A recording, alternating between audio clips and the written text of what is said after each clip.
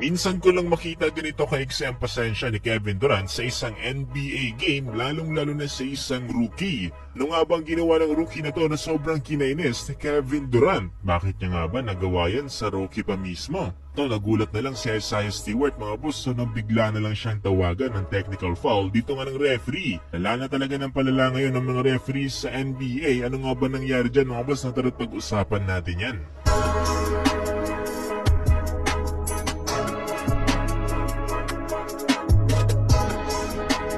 Eto kasi, dito sa naging laban ng New Orleans Pelicans kontra nga dito sa Phoenix Suns, first quarter pa lamang ito mga boss no, under 1 minute mark, tila nga ba nag-init agad ng ulo dito nga ni Kevin Durant sa rookie na to na si Carlo Matkovic matapos nga siyang bigyan ng screen. Pero nakakatawa kasi dito mga boss no, etong si KD ay tila nga ba parang nainis dito sa rookie at binigyan nga ito ng parang welcome to the NBA moment matapos niyang sumplokin to sa tagiliran.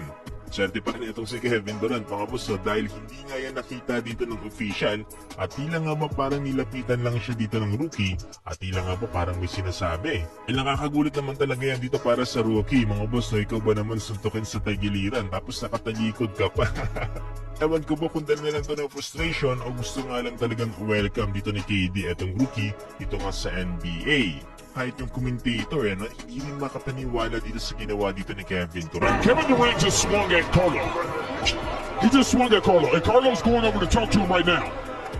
I don't know how the official missed that. He just swung and hit Carlo right in the stomach. Pero dito nga pala sa naging laban ng Phoenix Suns ay nakapagtala ng impressive performance etong si Bol Bol. In parte kasi siya dito ng starting lineup at nakapaglaro ng 26 minutes. At dito ngayon nakapagtala siya ng 25 points, 3 rebounds with 2 assists. Samahan niyo pa ng 2 blocks yan. Sa mga hindi nakakaalam, itong si Bol Bol ay minsan na nga nakitaan na mini-mentor nga dito ni Kevin Durant during the game. Na okay din na kahit papano ay nagkakaroon nga din ng exposure etong si Bol Bol dito nga para sa Phoenix Suns. Medyo kulang nga lang ng playing time etong si Bol Bol pero pag nagkaroon naman ng pagkakataon ay maganda naman yung kanyang pinapakita. Pero bukod ba dyan ay meron pang isang weird na pangyayari dito sa naging laban ng Detroit Pistons kontra nga dito sa Denver Nuggets. Ito kasi sa second quarter with last 10 seconds remaining ay nagkaroon nga ng foul dito nga si Isaiah Stewart dito nga kay Nikola Jokic. Pero imbis na mag-overreact at magreklamo itong si Isaiah Stewart sa tinawag ng official, makbo na nga lang siya papalayo dito.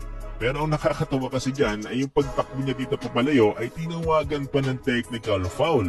Tutuloy, imbis na hindi na mainis itong si Isaiah Stewart at itong head coach ng Detroit Pistons, mas lalo tuloy silang nainis dito sa tinawag ng referee dito sa technical foul sa pagtakbo lang dito nga ni Isaiah Stewart. Ewan ko ba mga boss kung bakit ganito na ang mga nangyayari sa mga NBA referees ngayon, sobrang weird. Pero biglang may plot twist dyan mga boss, so nagkaroon ng steal etong si Cade Cunningham dito nga kay Joker. At na-posterize pa itong si Najee dito nga sa one-handed slam na ginawa ni Cade Cunningham. Yan lang naman mga boss ang ilan sa mga nakakatawa at weird na nangyari sa NBA nitong mga nakarang araw.